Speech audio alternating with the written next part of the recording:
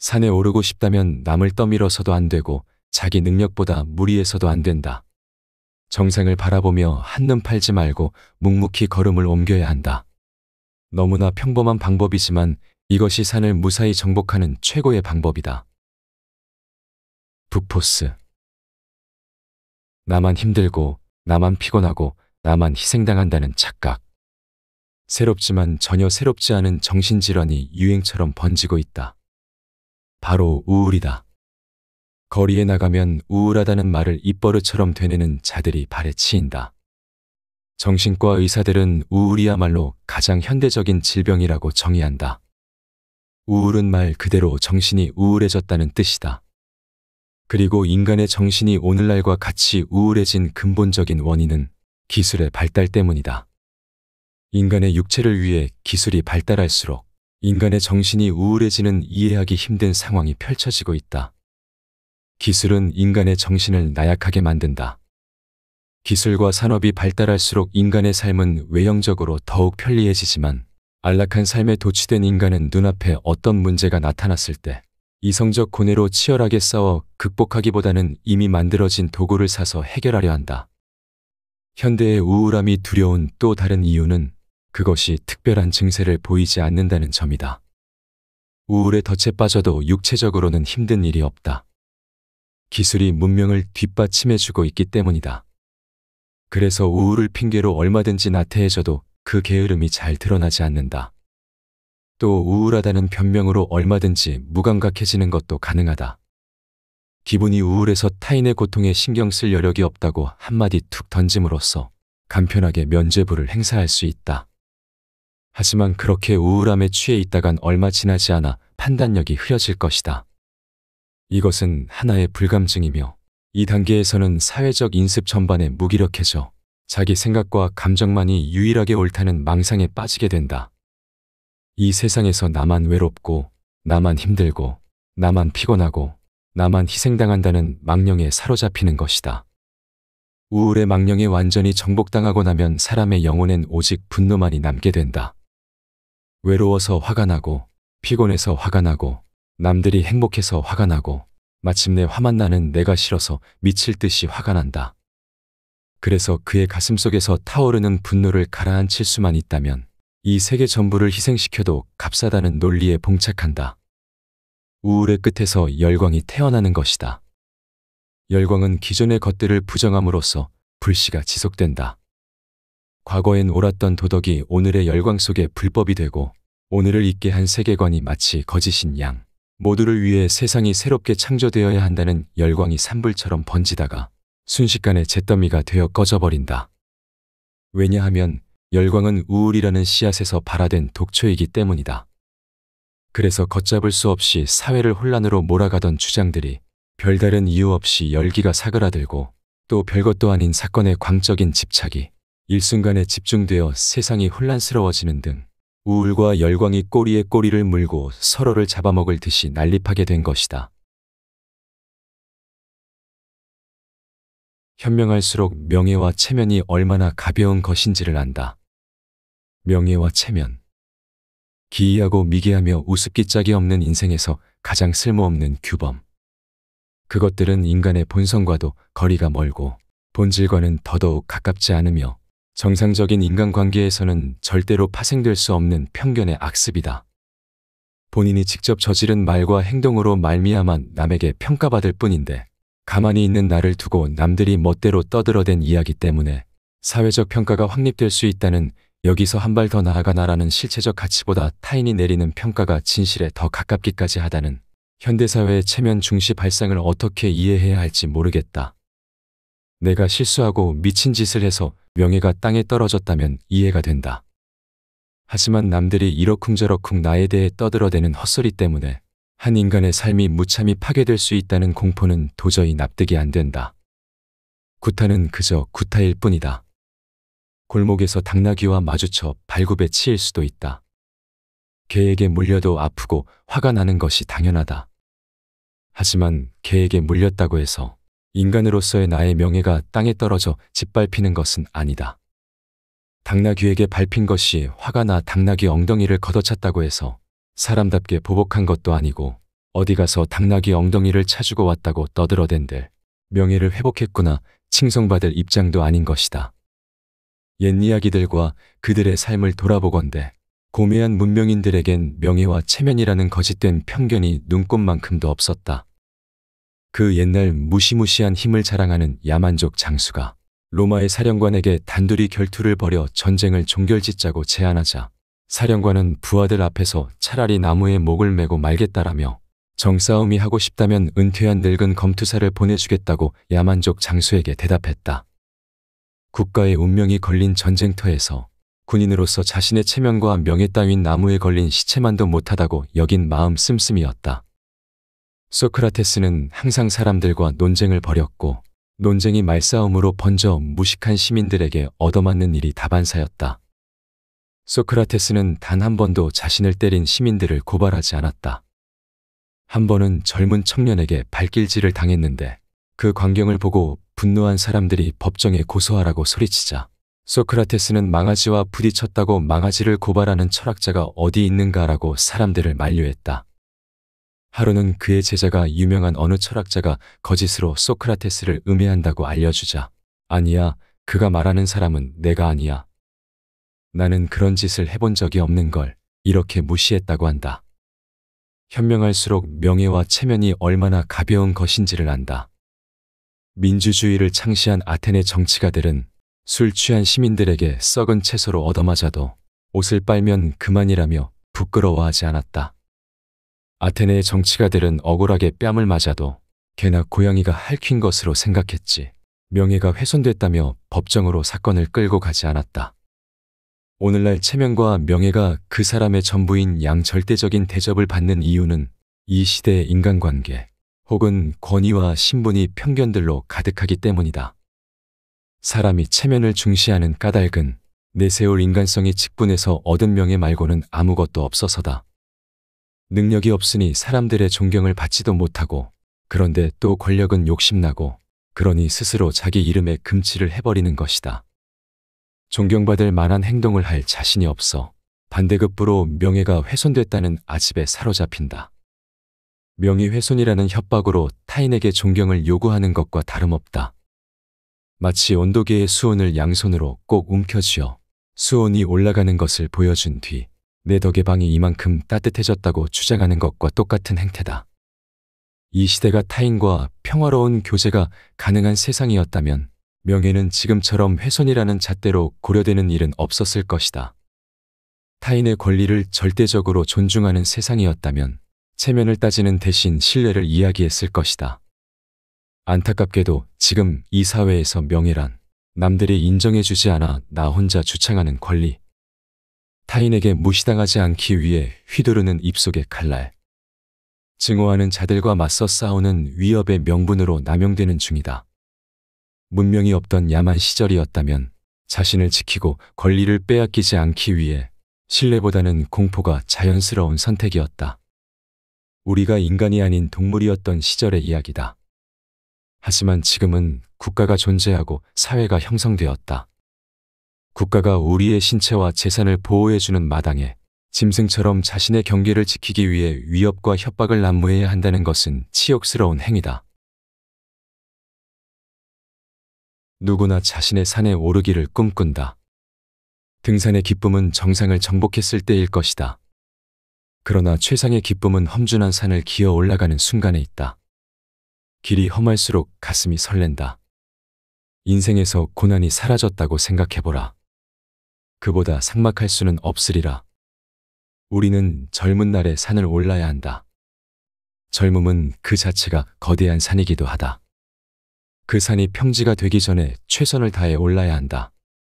젊은 시절에 자신의 산을 오른 자는 늙어서 산의 풍성함을 맛보게 된다. 사람은 누구나 자신의 산에 오르기를 꿈꾼다. 어떤 사람은 그 열망이 지나쳐 병이 되기도 한다. 산을 오르기란 사실 그렇게 어려운 일이 아니다. 단지 올바른 방법을 모르기 때문에 실패하기도 한다. 성공에 집착하는 사람일수록 타인의 성공을 시기한다. 시기 끝에 헛소문을 퍼뜨리고 중상모략을 시작한다. 이런 방법으로는 절대로 그보다 빨리 산 정상에 도달하지 못한다. 자기 능력과 체력을 고려하지 않고 단숨에 뛰어오르려는 사람도 성공하지 못한다. 일시적으로 남보다 빠를지 모르나 시간이 지날수록 뒤처진다. 산에 오르고 싶다면 남을 떠밀어서도 안 되고 자기 능력보다 무리해서도 안 된다. 정상을 바라보며 한눈 팔지 말고 묵묵히 걸음을 옮겨야 한다. 너무나 평범한 방법이지만 이것이 산을 무사히 정복하는 최고의 방법이다. 인생이 고달파지는 까닭은 경쟁적 성공이 행복의 근본 요소라고 믿었기 때문이다. 성공이라는 감정이 인생을 즐기는데 도움이 된다는 것을 나는 부정하지 않는다. 예를 들면 청년 시절에는 존재감이 미미했던 화가가 중년 이후 자기 재능을 인정받음으로써 행복해질 수가 있다. 돈의 힘으로 행복을 만끽할 수 있다는 것도 부정하지 않는다. 그러나 돈으로 산 행복에는 한계가 있다.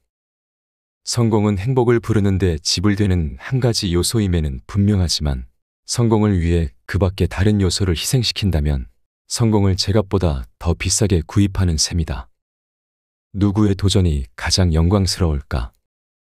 한 번도 실패하지 않고 산꼭대기에 오른 사람에게는 좌절이 없다. 그래서 영광도 없다. 반면에 실패할 때마다 조용히 그러나 힘차게 다시 일어선 사람에게는 영광이 주어진다. 그에게는 좌절을 떨치고 일어났다는 아문 상처가 새겨져 있으며 절망의 끝이 어디쯤인지를 알고 있는 눈동자가 있기 때문이다. 인생에서 가장 큰 고난은 우리가 얻고자 노력하지 않았다는 데 있다. 무언가를 얻기 위해 장애물을 뛰어넘거나 치우려고 하지 않았다는 데 있다. 그것이야말로 우리의 앞날을 가로막는 고난의 정체였다. 인내를 그대의 의복으로 삼아라. 의복을 벗고 다니는 것이 부끄러워지리라. 인내를 벗지 않는다면 수치를 당할 일도 없으리라. 신념을 그대의 양식을 삼아라. 육신의 굶주림으로 고통받지 않게 되리라. 신념을 잃은 인간처럼 불행한 인간은 없다. 실패하고 낙오하는 자들은 대개 참을성이 부족하거나 신념을 갖지 못하고 이리저리 흔들렸던 사람들이다. 시간이 언제나 우리를 기다려줄 것이라고 착각하지 말라. 게을리 걸어도 언젠가는 목적지에 도착할 날이 오리라고 기대하지 말라. 하루하루 전력을 다하지 않고는 그날의 보람은 없다. 보람 없는 날들의 반복으로 최후의 목표가 달성될 리 없다. 위대한 인생은 눈에 보이지 않는 성장을 통해 만들어진다. 자신이 증오스러울 땐 자는 것이 최고다. 하루를 마치고 차분히 반성하는 시간을 갖는다. 지나간 하루를 돌아보며 반성하는 시간 속에서 얻어지는 감정은 나의 무능과 타인에 대한 분노. 결국 또다시 우울해진다. 나의 한계에 분노하고 타인에 대한 원망으로 불쾌감이 치솟는다. 그 마음이 나를 어둠 속에 갇히게 한다. 모든 원인은 피로 때문이다. 삶에 지쳐버렸을 땐 냉정한 반성이 불가능하다. 억지로 반성하려고 하면 필연적으로 우울이라는 덫에 걸려버린다. 지쳤을 땐 반성하는 것조차 피곤하다. 지나간 일을 되돌아보는 것도 지겹고 일기 같은 걸 쓰는 것도 괴롭다. 생활에 활기가 넘치거나 즐겁게 활동하거나 어떤 일에 흠뻑 빠져 집중할 때는 지나간 일을 뒤돌아보지도 반성하지도 앞으로 다시는 이런 실수를 하지 않겠다고 다짐하거나 계획을 세우지도 않는다. 반성하고 있다는 것은, 지나간 시간을 되돌아보고 있다는 것은 자신을 한심스레 여기고 있으며 타인을 증오하는 중이고 영혼과 육신의 휴식이 필요하다는 신호다. 이럴 땐 그저 쉬는 게 최선이다. 반성은 자기 혐오다. 자기 자신이 하찮게 느껴질 때 인간은 뭔가 반성할 만한 건수가 없는지 두리번거린다. 뭘 해도 기운이 나지 않을 때 인간은 무턱대고 반성하며 자아를 성찰한다. 그럴 바에야 아무 생각 없이 잠자리에 드는 편이 낫다. 자신이 증오스러울 땐 자는 것이 최고다. 도박도, 기도도, 명상도 도움이 안 된다. 여행도 도움이 안 되고 술을 먹어봐야 자기 혐오만 짙어질 뿐이다. 잘 먹고, 잘 자고, 일찍 일어나는 것이 자기 혐오를 극복하는 가장 좋은 해결책이다. 혐오스러운 오늘로부터 조금이라도 빨리 떠나는 것이 상책이다. 괴롭다면 평소보다 더 많이 먹고 평소보다 더 많이 자는 것 말고는 방법이 없다. 그리고 내일 아침 일찍 새로운 시작을 펼쳐나가면 되는 것이다. 그대의 오늘은 최악이었다. 내일은 오늘보다 더 나쁠지도 모른다. 머나먼 항해를 떠난 배는 바다에서 풍파를 만난다. 풍파 없이 배가 항구에 닿을 수는 없다. 그래서 시련은 전진하는 자의 벗이다. 절망에서 생의 기쁨을 만나게 되는 것이다. 파도가 치지 않는 바다처럼 지루한 것이 또 있을까? 번민 없는 인생이 어디 있을까? 번민은 욕심에서 태어난다. 다행히 우리에게는 욕심보다 강한 무기가 있다. 진리를 갈망하는 마음이다. 진리를 찾고자 하는 마음이 욕심보다 약해졌을 때 우리는 정의의 길에서 멀어진다. 아니, 정의라는 단어를 잊어버리게 된다. 신은 우리에게 충분한 선을 베풀지 않았다. 우리에게는 타고난 선이 부족하다. 신이 우리에게 베푼 선으로는 선과 악을 판단하는 정도밖에 쓰임이 없다. 우리 안에 선한 성질이 있다는 것은 우리가 선하게 살 수 있을지도 모른다는 가능성에 불과하다. 그러므로 인간은 자기를 위해서라도 내부의 선함을 지속해서 발전시키려는 노력이 필요하다. 인생은 그 같은 목적을 달성하는 데 필요한 몇십 년의 한정된 시간인지도 모른다. 진리가 우리에게 기쁨을 안겨주고 평안을 베풀지는 못한다. 그런데 왜 인간은 진리를 찾는가? 이 보잘것없는 짧은 생애 동안 진리를 추구했다는 기만이 마음의 평안을 주기 때문이다. 소크라테스는 살기 위해 먹고 마시는 사람이 되라고 가르쳤다. 먹고 마시기 위해 사는 것은 악인이라고 했다. 소크라테스가 죽은 후 세상은 먹고 마실 것이 더욱 많아졌고 그럴수록 인간은 먹고 마시는 것에 더욱 집착하게 되었다. 그대 젊은이들이여, 역사와 그대들이 기억하는 영웅들이 걸어온 길을 보라. 그들의 삶은 고통의 입구에서 출발했고 자기 희생의 강요를 통해 완성되었다. 자기를 희생할 줄 아는 사람만이 훗날 영웅으로 불리게 되었다. 젊은이들이여, 돈과 명예의 한 번뿐인 삶을 팔지 말라. 돈과 명예는 부도덕한 자들과 동행하지 않는 한 그대들을 반기지 않는다. 물질과 지기는 사람의 성품을 얕은 여울로 인도하는 사막의 물길임을 기억해야 한다. 가진 자는 더 많은 것을 가지려고 탐욕에 길들여지고 이름을 얻은 자는 그 이름 앞에 굴복하는 이름들을 늘리려고 무고한 희생을 계획하게 되는 법이다. 가진 자는 빼앗김을 두려워하고 이름을 얻은 자는 기억되지 못함을 두려워하며 산다. 가진 자의 관심은 가진 것들을 향하고 이름을 얻은 자의 관심은 그의 이름에만 갇혀버리게 되는 것이다. 그런 자의 영혼은 비워진 항아리와 같아서 겉으로 보기에는 속이 어두워 그 안에 무엇이 들어있을 것이라고 기대하게 만들지만 직접 손을 뻗어 더듬어 보면 차가운 옹기그릇에 손가락이 아릴 뿐이다. 그대의 눈에서 눈물이 쏟아지지 않고는 진리의 골짜기에서 길을 찾지 못한다. 그대의 마음이 추악한 이기심에 병들어 절망을 토해내지 않는 한 그대의 영혼은 빛을 알지 못한다. 슬픔과 괴로움 속에서 기쁨을 찾지 못한 청춘은 인생의 지혜에 닻을 내리지 못하고 삶이라는 바다 위를 언제까지나 외로이 떠돌게 될 것이다. 고뇌의 기쁨을 맛보지 못한 청춘은 청춘이 아니다. 살아있어도 살아있는 게 아니다. 그대의 오늘은 최악이었다. 내일은 오늘보다 더 나쁠지도 모른다. 그것을 알면서도 그대의 청춘은 내일을 준비한다. 그것이 인생이라는 나그네의 길임을 그대는 알고 있기 때문이다. 지상에서는 그대의 고난 육신을 편히 쉬게 해줄 수 있는 안식의 땅이 없음을 그대는 알고 있기 때문이다. 평안과 안식은 그대에게서 삶의 의지를 빼앗는 적이다. 그대의 삶이 평안과 안식을 누리게 되었을 때 그대의 삶은 사육자의 의지를 따르게 된다는 것을 명심하라. 그대의 삶이 거대한 우리가 됨을 명심하라. 오직 질문을 통해서만 성장한다. 고달프고 덧없는 인생이 쳇바퀴처럼 돌아간다. 날마다 우리는 질문한다. 왜 사는가? 무엇을 위해 사는가? 가치 있는 삶이란 무엇인가? 앞으로 어떻게 살아야 하는가? 인간은 질문을 통해 살아가는 이유와 목적, 그 속에서 얻어지는 의미와 가치를 추구한다. 철학이란 인간이 살아가는 이유와 그 이유를 실현하기 위해 무엇을 해야 하는가에 대한 질문이다. 궁극적인 목표를 위해 어떻게 행동할 것인지를, 그 전에 궁극적인 목표가 과연 무엇인지를 자신에게 묻고 답을 내리는 모든 행위가 철학이다. 앞의 내용은 아르투어 쇼펜하우어가 지은 당신의 인생은 왜 힘들지 않아야 한다고 생각하십니까를 참고하였다. 쇼펜하우어는 대표적인 염세주의 철학자입니다. 인생은 의미가 없다. 그러므로 태어나지 않는 것이 최선이고 태어났다면 최대한 빨리 죽는 것이 차선이다라고 말할 정도였습니다. 하지만 쇼펜하우어는 고통을 피하지 않았습니다. 오히려 고통을 마주해야 한다고 말합니다. 현대인들이 니체와 쇼펜하우어에 빠져 있는 이유가 바로 여기 있습니다.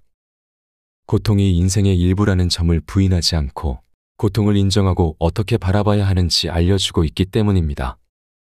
이 책을 통해 삶의 어려운 점을 잘 이겨내고 한 걸음 더 성장하는 사람이 되길 바랍니다.